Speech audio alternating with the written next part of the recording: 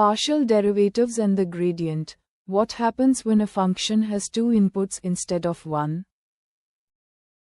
Imagine standing on a mountain. The height depends on where you are, both x and y. So what's the derivative of a mountain? It's not just a number. It's a vector, the gradient. Here's a simple 2D function. f of x, y equals negative x squared plus y squared plus 4. It's a bowl, highest at the center. These contour rings show equal height levels. Inner rings are higher, outer rings are lower. To find a partial derivative, we freeze one variable and differentiate the other. Freeze y at 0. We get f equals negative x squared plus 4. A parabola. The partial derivative with respect to x is negative 2x. Now freeze x at 0. Same shape, same idea. The partial derivative with respect to y is negative 2y. Each partial tells you the slope in one direction.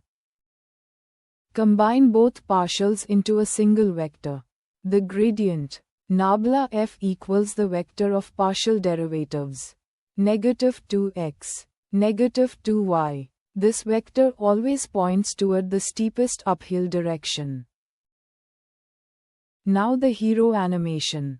At every point we draw the gradient vector. The direction of steepest ascent. Watch the arrows appear one by one. They all point toward the peak at the center. The closer to the peak, the shorter the arrow, because the surface flattens out. If we follow the gradient from a starting point, we trace the path of steepest ascent, climbing straight up the mountain as fast as possible. This is exactly what gradient descent does in reverse, going downhill to find the minimum. Let's recap. Partial derivatives measure the slope in each direction separately.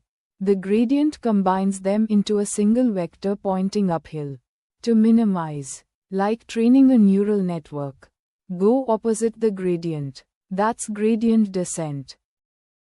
Thanks for watching. Subscribe to Zari Gatongi for more math explained visually. And visit 8gramswifi.org/math.